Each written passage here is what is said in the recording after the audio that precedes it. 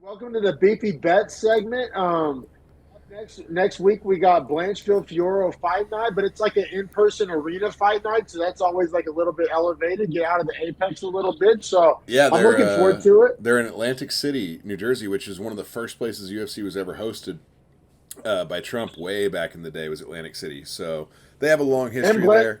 And that fucking Blanchfield's place, from Jersey. and that is she? Yeah. Oh, that place Yeah, needs something because Atlantic City's a dump. yeah. I have a feeling it's probably pretty similar to Reno right about now. It's tough times, but uh, but yeah, man. But man, I got some good picks for y'all. I really do. Like I'm feeling good. Like I said, I'm 5 weeks in the green. Harrison barely avoided the green last week. Didn't lose all his money. Got like a 67% return on his money. So we're giving out winners here on the breakdown, and we're giving them out for free. No Patreon, no paywall yet. So get them while the getting's good, folks. Because we're gonna get rich and act like we don't know nobody here pretty soon. Yes, But sir. That is the plan. That's but the plan for everyone, I believe. we're giving out free winners here. We're giving out free winners here, and you should subscribe and listen up and yeah, bet alongside of us. But yeah, man, it's weird. Talk about card placement, and who knows? There's still time for this to change. As of now, it looks like Nate the Train versus Jamal Emmers is jerking the curtains on the prelims, which is wild. They I move would not. on ESPN they have it set as the featured prelim. All right, let's go off your order then. Who do they got jerking the curtains?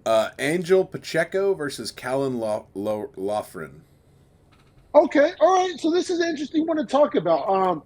As a bettor and as somebody who does what we're attempting to do here, you got to learn, right? You got to learn from past weeks, past mistakes. I already know. I already know what you're gonna say. By the way.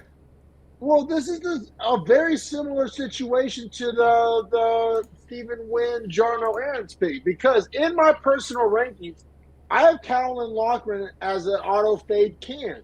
However, auto fade can versus debutant last week's win loss kind of scared me out of. So I've been even naming my no bets as 1 stars. I'm like officially naming this one as an actual no bet. Granted, gun to my head at plus 250, I'm taking Pacheco because Oh, I'm not in on Laughlin at all. Like I believe like Laughlin, obviously it is a can.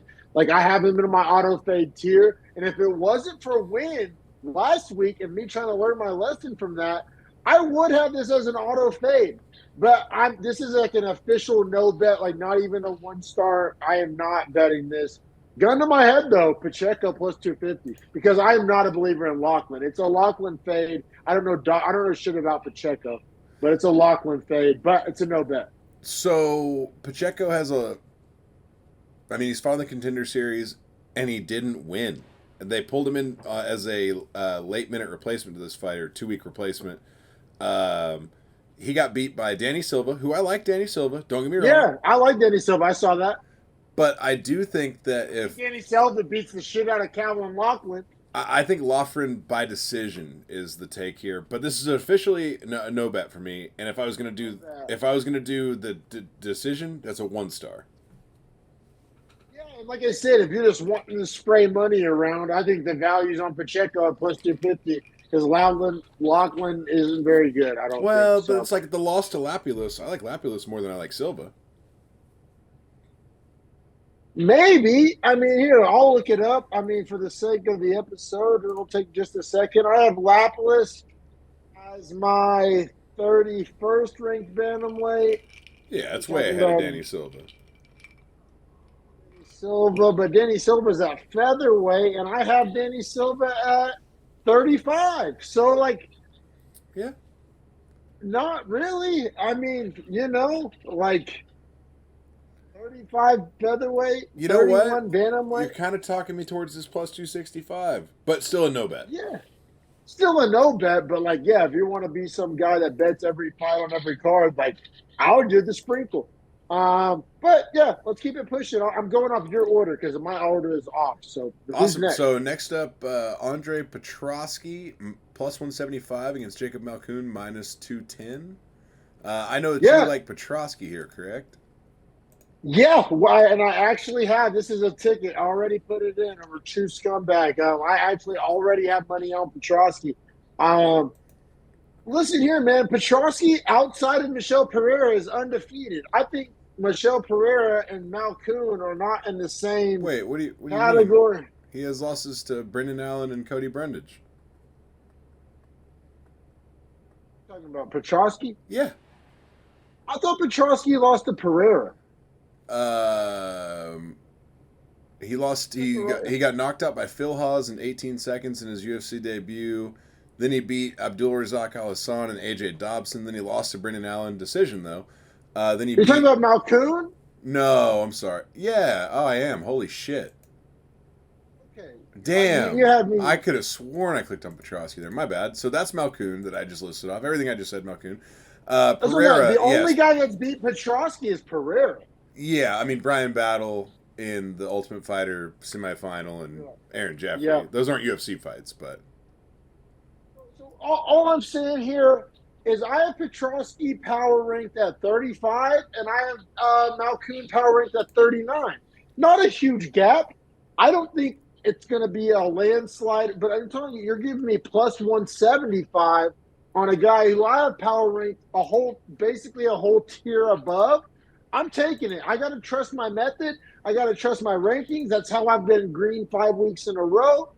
These rankings are how I'm giving y'all winners, and I am giving y'all winners. I gotta trust the process here. Fucking shout out Joel Embiid. I gotta trust the process. I got Petrosky power ranked ahead of Malkoun, not by a ton, by about 5 spots. You're giving me plus 175. I gotta trust the process here. I gotta trust the method. It's more than a lock because I already have money on it. So like that's how much I believe in the pick. you know what? I really the more I'm looking at this, the more I like Petrosky. But specifically, I think this plays out a lot like the Ogden fight did, where Petrosky is just gonna pretty much be on top, and I don't think this is a finish. I agreed. I 1,000% agree. That's one of the reasons why, like, even though I'm betting Petrosky, I hate him as a fan. His fights fucking suck. Well, I I also just, this is I think an important point. Jacob Malkoun uh, used to be like a boxing coach for children before he started professional fighting. So already he's gonna just but he averages 7 takedowns a fight, which is crazy. he ain't out wrestling Petrosky. That's my point. And he only attempts less than 1 sub a fight. Petrosky attempts 2.5 subs per fight. So, if anything, I would have wanted to lean to Petrosky by sub. Here's why I don't. Brendan Allen beat Jacob Malkoun and didn't sub him, and I think Brendan Allen is one of the best BJJ guys at 185. So, if he's not getting it, I'm not going to take Petrosky to get it, especially as Malkoun continues to practice jiu-jitsu. So, I like the decision for Petrosky as the dog. That's probably like a plus 225 technical decision. Like it sounds like you agree with my dog of the week, Petrosky. Yeah, you and sold I have me. multiple dogs this week. Yep, for sure, man. Who's next? The path to victory on Petrosky is a little too obvious. Like his only lost path is getting KO'd, and I don't think he will. Malkoun ain't Pereira. That's another, like, call it caveman math if you want, but like Malkoun ain't Pereira. I'm a Pereira ball washer, but Malkoun ain't Pereira. Well, and the way you fight them is so different. But yeah, we can keep it pushing.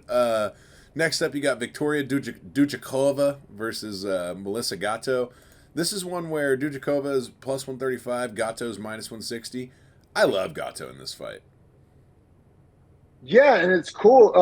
Actually, that's the same price I locked her in at. Once again, already have money on this. I have Gatto in a 3-leg. I got her at minus 160 as well. This is my logic. This is why I have Gatto as the 16th power ranked feather or flyweight. Excuse me. Dudakova, I have her as the 26th power ranked strawweight.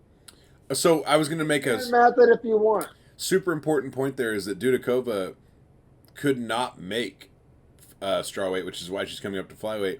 Gatto, I believe, has fought at bantamweight before in her career. Has wins over bantamweights. Has a first round sub as a Carol Hossa, yeah. Which, so it's like, for me, you're talking about a girl that's big enough to fight at bantamweight, but is cutting to 125. fighting against a girl that barely can't make strawweight, but would be maybe the right size or smaller flyweight, give me Melissa Gatto, especially at -160. I mean, this for me. I thought it was crazy. This for me, maybe bullish 3-star for the value. I mean, so yeah, like on paper, I have it as a 2-star, but I already have money on it, and it's a Sunday, so I think that feels makes like a 3-star. yeah, exactly. Yeah, locked it in. I mean, definition of a lock, it's already locked. Like, so I put my money where my mouth is. I'm not going to walk it back now. Who's next? So next up, we got Ibo Aslan, -115, taking on Anton Turkalj, -105. Aslan 12-1. His only loss in his professional career is to Turkalj by submission in the second round when they fought in 2020. Yeah, and that is a very, very interesting, like, piece of information, right? It almost sounds like a riddle because Aslan is favored very slightly to a guy he already lost to. Super out on Turkalj. I have him as my second worst ranked light heavyweight. Only person worse than him, in my opinion, is Misha Serkinov. Also, I just want to point out to you, Aslan trains at Extreme Couture, so his sparring partners are Sean Strickland, Chris Curtis. Yeah. Dogs.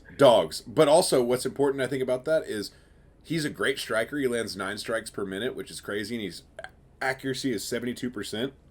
So it's all takedown defense is the whole question in this fight. Is can he defend? Because Turkalj averages 6.5 takedowns a fight. So can he defend the takedown? If he defends the takedown, he beats the shit out of Turkalj, probably knocks him out. Yeah, and like it's like one of these things we talked about a little bit on our Jarno Aaron's breakdown. If you checked out that video, and like you got to be careful with auto fade cans. But I'm sorry, bro. Like I have Turkalj as an auto fade can, and even though he's beaten this guy once, I'm fading him. Granted, I don't have money on this one, so I don't know how bullish I actually am. I have it as a 2-star in my notes, though. I will say -115 is juicy. -115. Turkalj got finished by Tyson Pedro in his last fight in the first round, and we just saw Tyson Pedro fight Eric Anders in a terrible fight and retire.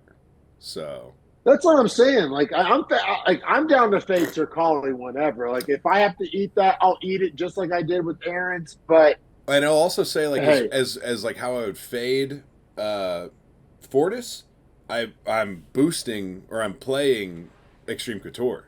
They are great. Derek Nixick with game plans is fantastic. And so what I've already said, he is already aware of. Defend the takedown, win the fight. And that's what I'm saying. Like Eric Nixick, he's watched the film of that loss, right? And like can remedy that. 100%. 100%. That's a coach I trust in that situation. So Ibo Aslan, -115. I'm throwing that on my parlays, 100%. I'm just telling you because the value is way too good. I got it as a 2-star, and that'll juice the fuck out of a parlay. It really will. Who's next? Next up, we got Dennis Bazookia versus Connor Matthews. Bazooka -135, Connor Matthews +115. Connor Matthews making his debut, fights out of the New England cartel, so trains with like Rob Font, Calvin Kattar. Yeah, so this is another. Also, I just want to make you aware of this. This guy, Connor Matthews, lost to Francis Marshall in his career. That's a bad loss. Bazooka is in my auto fade tier. However, this is a Jarno Aaron's Stephen to win, learn from it situation. No bet. No bet. Not a 1-star. This is a no bet because this is can on can violence. This is can on can. It really is. I don't even know why they're signing Matthews. And guess what? You cannot know about a can on can fight. Yeah. Exactly. I mean, that being said, just like Pacheco, gun to my head, give me the plus money on Matthews because we know Bazooka sucks. So, but no bet. But gun to my head, I'll take the plus money on because it is gambling after all. And Bazooka doesn't really wrestle, which is good for any New England cartel fighter because those guys can all strike for forever. So exactly. Yeah, I guess if anything, +115 Connor Matthews, but God, just stay away from that fight, people. Like that is a full advice no bet.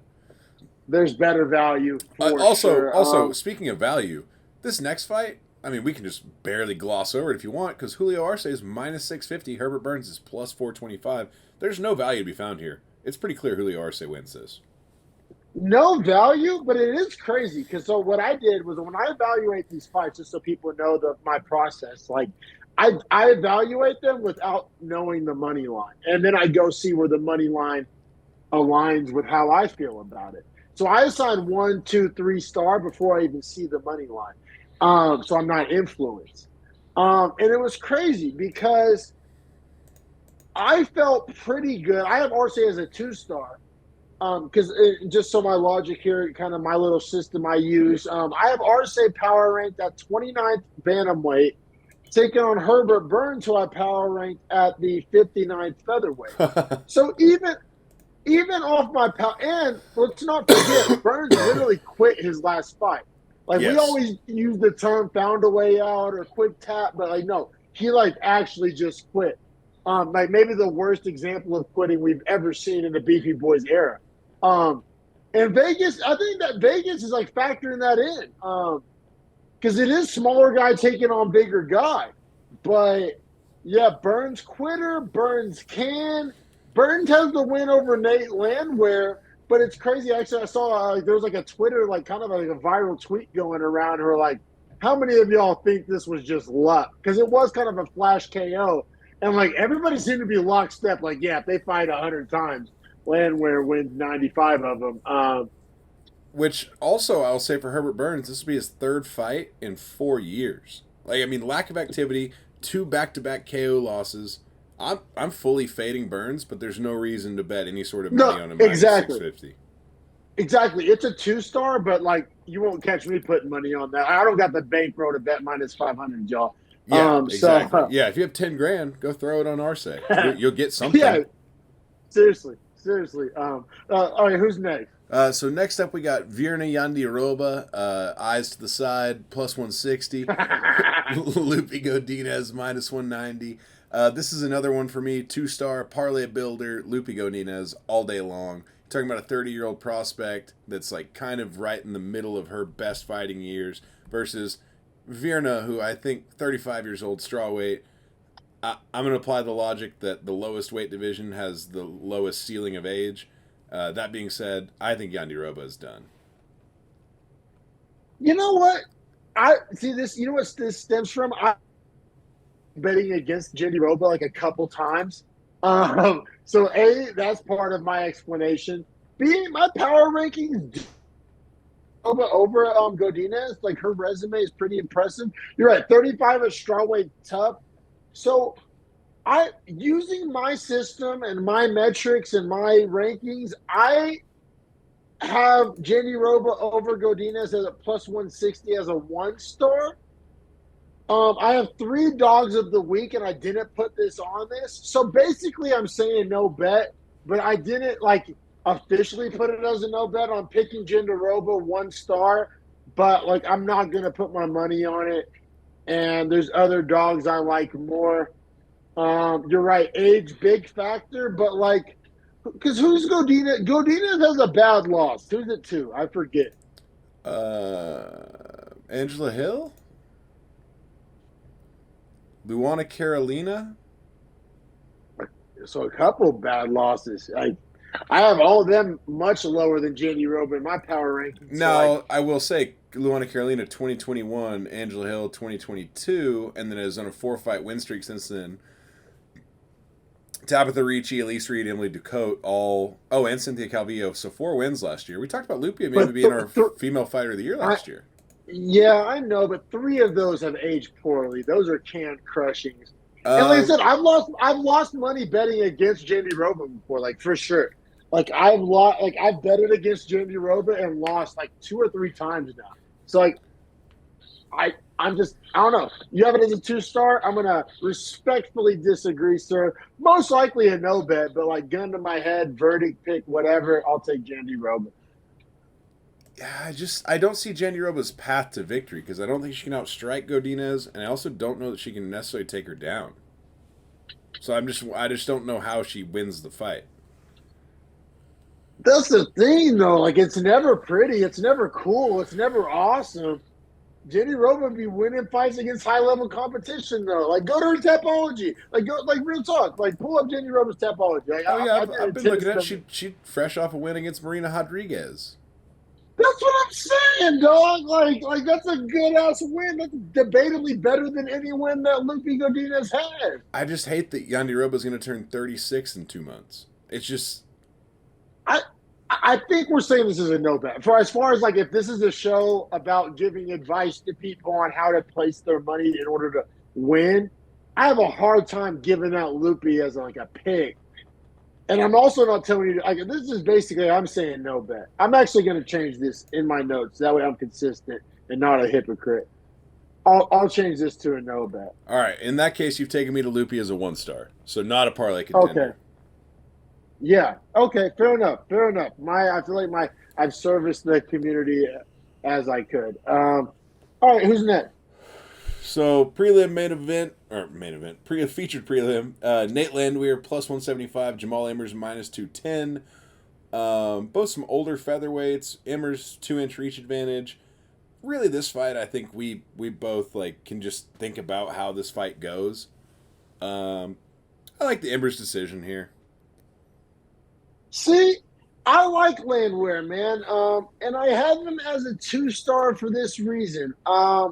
I had the chance when I was doing my breakdown. I really there's two factors here, right? Like I try not to let the whole gut feeling factor in too much, but I also got to let it factor in a little bit, right? And so when I was doing my research, doing my notes, breaking this down, I had Landwehr as a 2-star.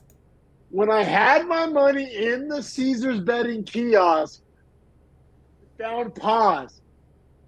Same time to actually bet it, found other dogs that I liked more. So when I first was doing my research, I thought this was going to be my dog of the week. Now, you just talked about age with the Jandy Rober fight. If it wasn't for age, if these fighters were the same age, Landwehr would be a lock of the week. However, They're 1 year apart in age. Landwehr hit that 35 threshold. I know it's splitting hairs. That's what I'm saying. I'm picking Landwehr. Landwehr is my pick. It's my third favorite underdog on the card. So do with that what you will. I just like You know what I think this fight the really 35-year-old featherweight test. You know what this fight is for me, man? This fight's an over.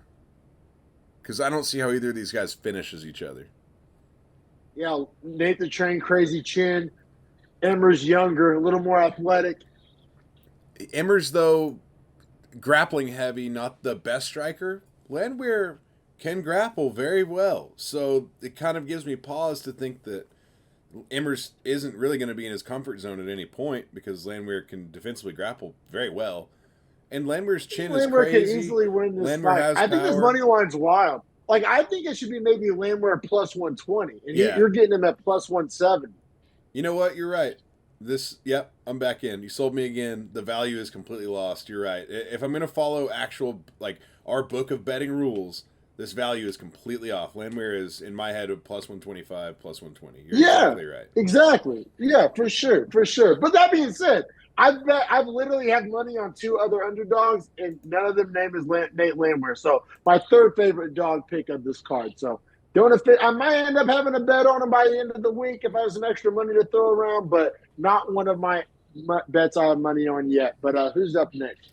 So up next, we're going to the main card. We got Chidi Njokuani minus 220 against Reese McKee plus 180. This is my 3-star lock of the week in Njokuani. Yep. Reese McKee is a guy that barely is in the UFC. I mean, we're talking about a guy that I think quite literally might be my second to last welterweight or third to last. Yeah, I think I have him second to last as well. Auto fade can.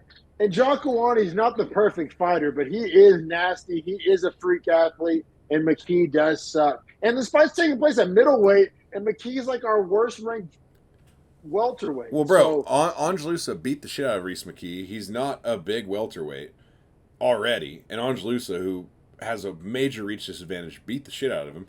And then if you think about Angelusa, got beat the fuck up by Brian Battle. And I think, like, Chidi and Brian Battle, not a terrible fight.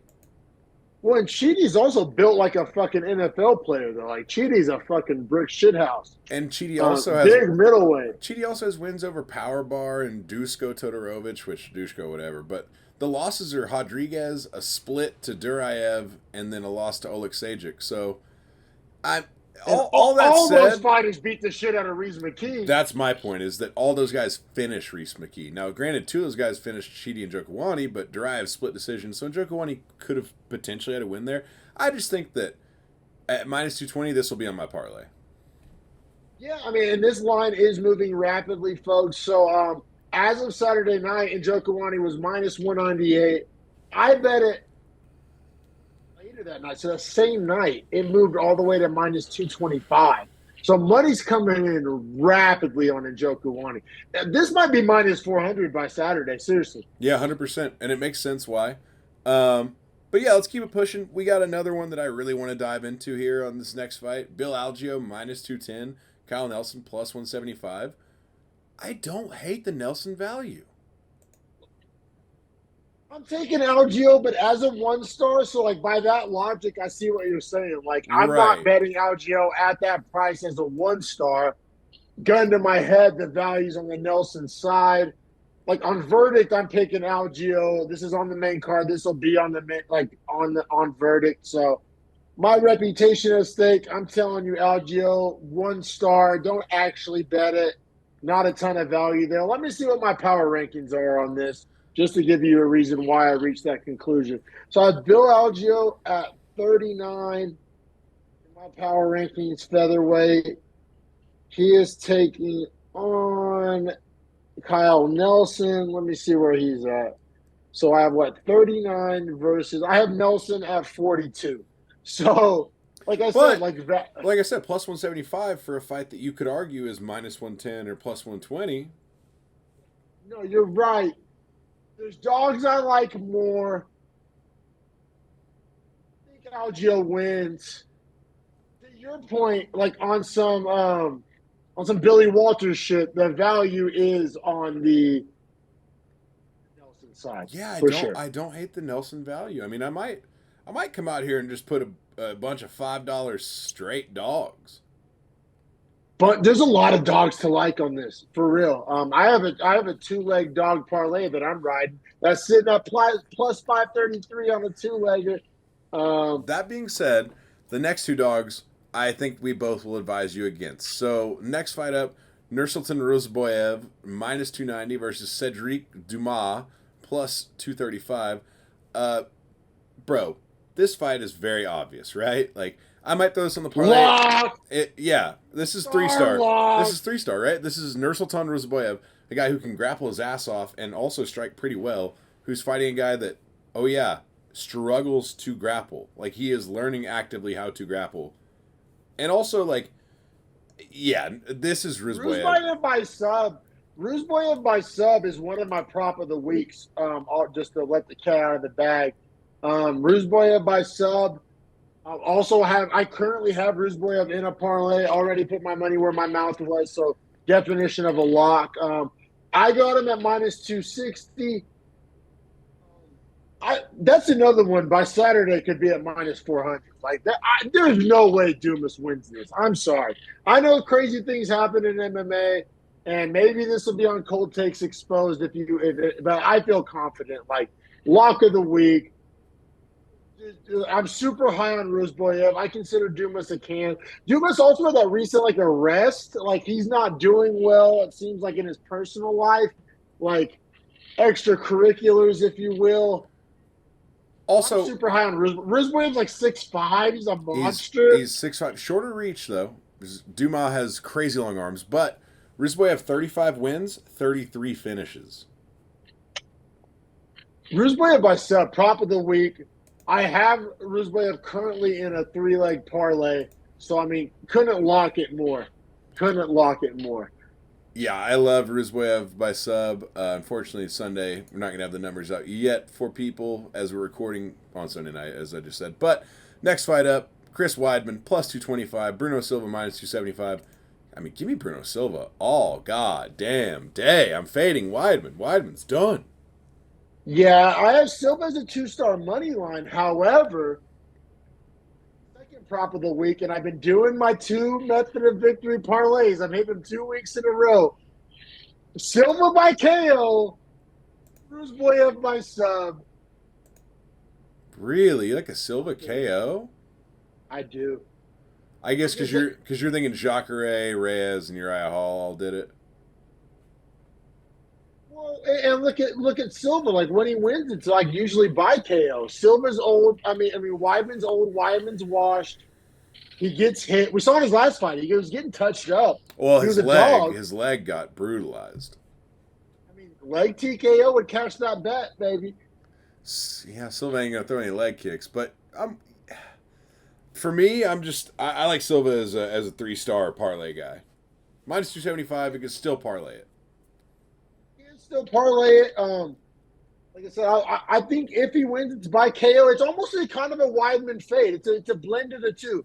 That's Bruno's where I'm kind of a KO that's artist. where I'm at with my. He's old and washed. Mm-hmm. A lot of damage, takes a lot of damage in his fights. I think he's there to be hit. Like I don't think he's going to have on-point head movement and footwork to avoid these moves. And he's 39. Like, at what point is your chin just done? That's what I'm saying, bro. Like I feel you. Like good. I already have my parlay in for the week, so like that's the only reason why. Like I guess I'm liking the prop so much. Like you haven't put in your parlay yet. You're right. It's a great on a parlay. It really is. However you want to play it.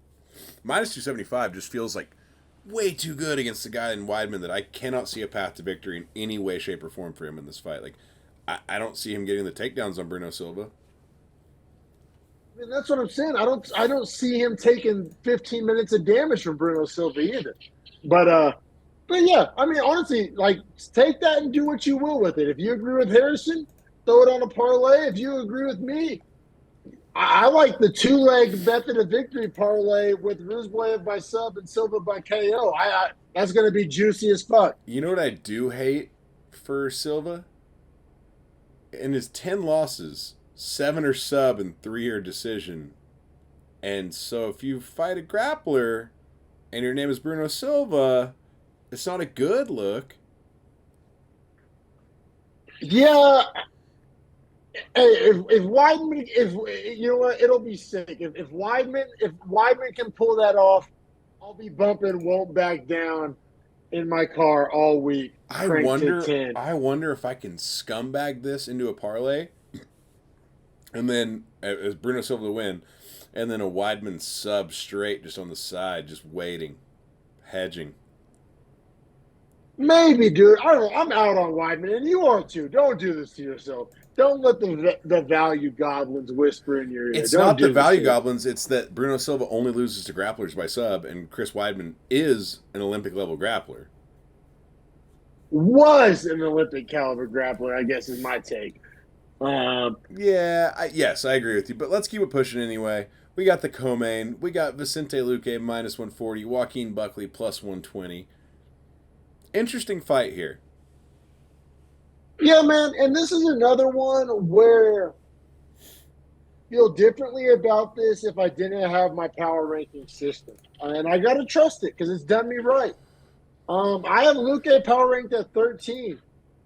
I have Buckley power ranked at 2. I'm taking Luque. On verdict, I took him by KO, but I wouldn't bet that. Luque's a higher level. Buckley, maybe I'm wrong. I probably won't actually bet money on this. But on paper, I got to be honest. I can't fucking, juggle the numbers here and try to make myself look smarter. I got to trust my system. I got to own it. I got Luque as a 2-star. That value, I do think he wins the fight. That value's nice. It's not a huge number. Buckley is undefeated at welterweight. He is younger. I do understand that there are a lot of people on Twitter saying like they really like Buckley as their dog of the week. I get where they're coming from. I just got to trust my system, my numbers, my metrics. I'm taking Luque. Yeah, I mean, if you're going to tell me that Luque lost to Bilal Muhammad and Jeff Neal in 2022, and those are his only 2 losses in the last 4 years, I don't think Buckley is either of those guys. That's what I'm saying. I think both of those guys beat Buckley. I 1,000% agree. Yeah, in all honesty, man, this is one where I like Luque. God, if I could say 1.5 stars, I would. But I guess I Yeah, round up, so I'll say 2-star Luque for the -140 number. But I don't know that I like it as a parlay feature necessarily. no, maybe a Luke straight. Like if you got it, like if you like, if that's your style of betting, like if you're into like I small also favorite straight bets, I, like I think Luque has slowed down slightly in pace recently in the last 2 years, roughly. So I do like the Luque decision here. yeah, well, yeah, just overall, I like Luke's fight IQ over Buckley's. Like I don't know if Buckley can solve that puzzle outside of just like out athleting or catching or praying Luke got old. You know what I'm saying? Like, I think those are his paths to victory, and I don't think that's like a bettable path. I agree with you, and also in retrospect, like having listened to Joaquin Buckley on Rogan's podcast and how he envisioned his future in welterweight and how it's played out, he's an idiot. I just I lose faith in Buckley every time I watch him perform. That's what I'm saying. I'm just not super bought in on Buckley. He's super talented, super athletic, and yeah, maybe he catches Luke. Maybe this is the first time where Luke trending downwards, but Bro, he's super I don't athletic, know. but it's almost like he considers that into the fight itself. He's like, "Oh, I'm going to out athlete him," and it's like you can't.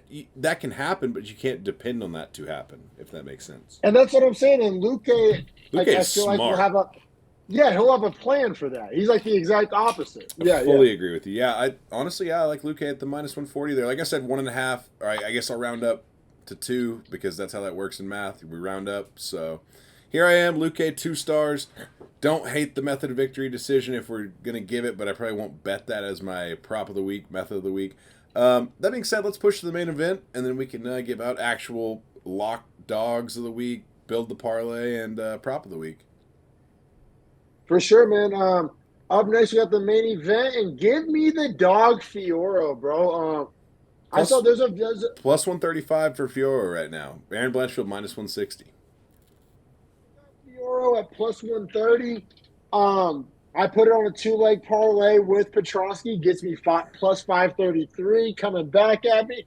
Um, I I do have so I think I have Fiora power ranked third and Blanchfield ranked fifth, so they're close for what it's worth. But I will say, in my experience, since I've been using this power ranking method, you get into the top 10, top 5, that two gap, it's amplified. It's a two fighter gap down in the 40s or 50s. It's like who cares? That's basically the same tier. When you get in the top 5, I feel like that gap in the rankings starts to matter more. But more specifically, there's some viral clips going around right now of Fioro, like really like winning some scrambles and grappling exchanges with Jennifer Maia.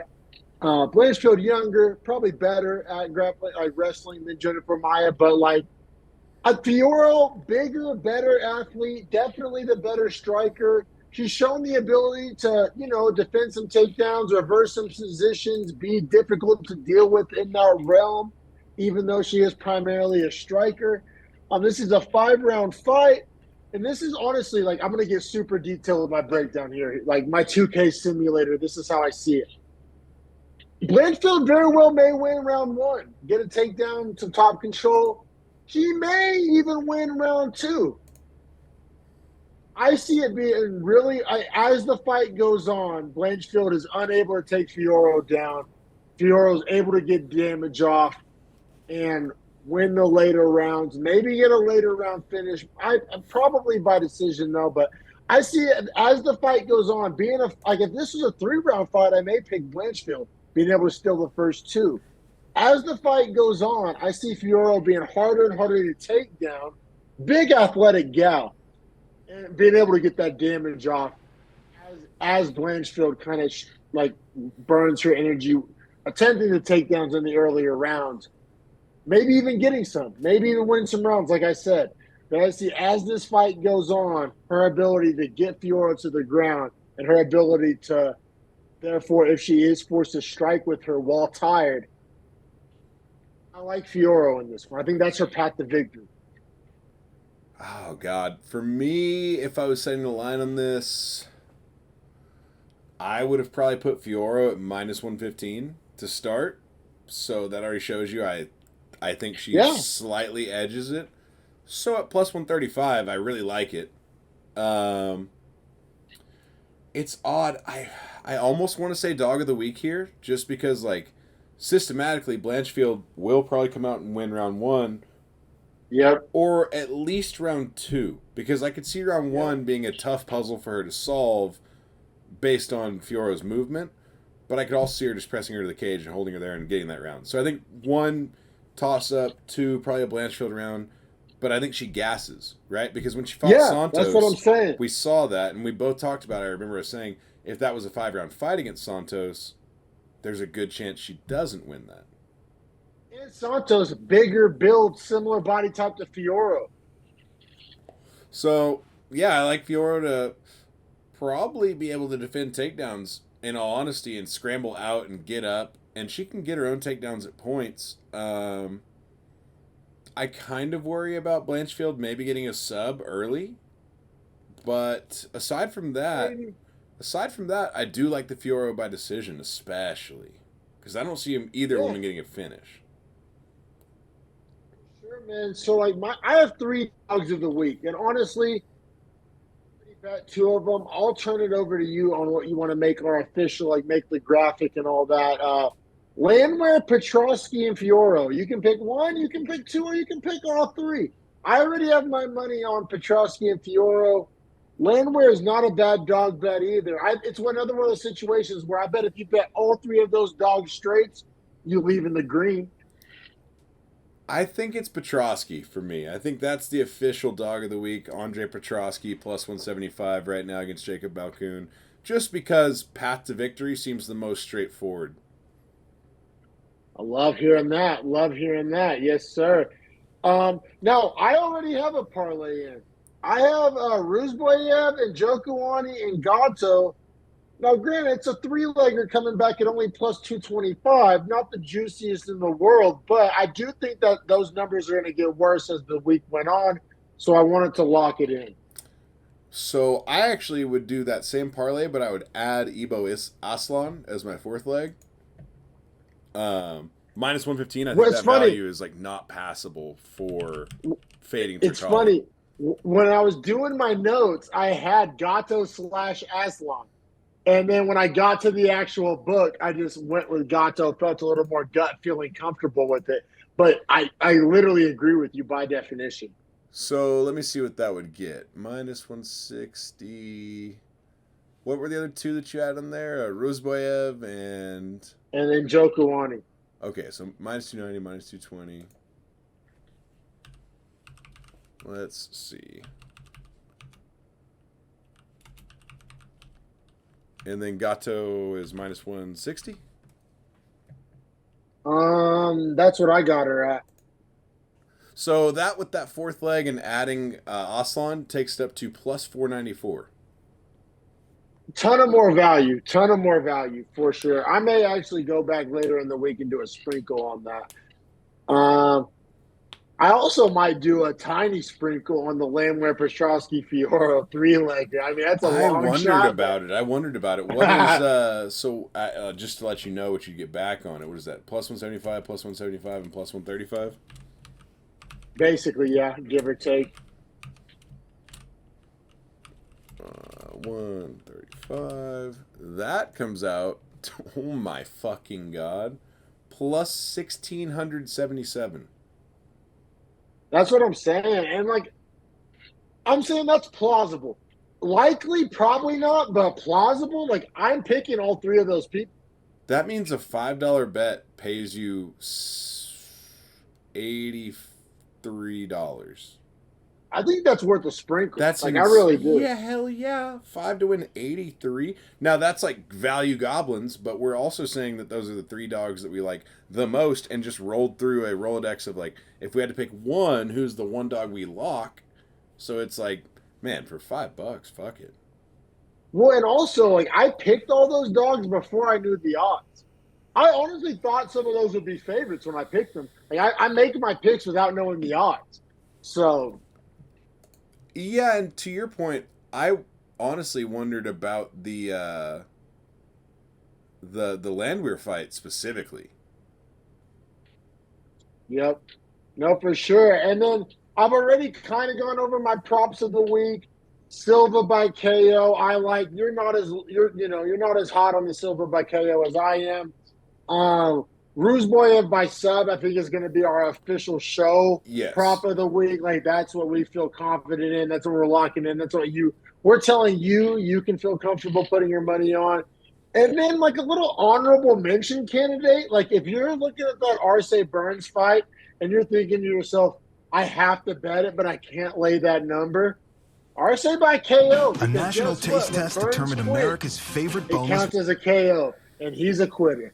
So I'm not telling you to do it, but I'm saying if you're sitting, you're watching our betting episode, but in your heart of hearts, you're just like having to bet that Arce Burns fight. Arce by KO, honorable mention. I'm just going to give these two out as options for people that are like really looking for absolute juice. Kyle Nelson by decision, going to get you a great return. Could see that path for sure over Algio.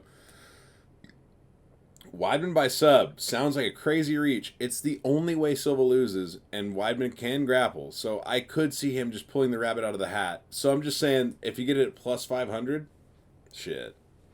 Little sprinkle, a little hedge, you never know. Well, yeah, we like to give you options here, but yeah. Also, I would say too on that parlay, if I wanted to even just big dog it, I could go like 5 legs and do Silva, Ruzboyev, fucking not Petrosky. Njokuani, Gato. Yes, Njokuani, Gato, and honestly, could talk myself into Luque on that one. Luque on that one, or honestly, if you're going 5 legs, Arce at that point might be worth it. I mean, maybe on a 5th or 6th leg. What was the other? What were your 3 that you parlayed already? I did Roseboyev, Njokuani, and Gato at plus 225. So that's a little conservative strategy. Yeah, honestly, adding Silva to that at minus 275, I think you'd get pretty solid value still from it. Yeah, don't hate it. I mean, so official parlay, would you rather do that or the one with Aslan? I think Silva's safer than Aslan, personally. I agree with you. So we'll do that. So I'm getting in right here. Let's see, Gato, Silva, Njokuani, and Ruzboyev. And Gato. Yeah. So that one plus 333. Yeah, that's probably what I'll lock. In all honesty, it's not the biggest return. I'll probably revisit it, but I'll probably add Silva later in the week. I really like that parlay now. Looking at it. Yep, I like it as well. And then just quick scumbag note before we wrap it. If you do add the 5th leg and you put Aslan on there, plus 710. So. And if you had a 6th leg with Arce, because if you're doing that, you might as well. I mean, yeah, you're getting plus 900 probably. At that point, adding Arce plus 835. Yeah, I mean, kind of makes sense at that point. If you're gonna big dick it with a 5 leg, what's the 6th leg with the minus 500? But yeah, man, let's get this money, y'all. Like and subscribe. In the green 5 weeks in a row. Method of victory. We're all over it lately. We're all over fading Fortis Jim and Safe Sayud. Main takeaways, if we had to do an English class, like, little bullet point summary. But yeah, man, fun episode, fun week, and can't wait to keep cashing these green checks, baby. Yes, sir. We'll see you guys for the breakdown of these green bets.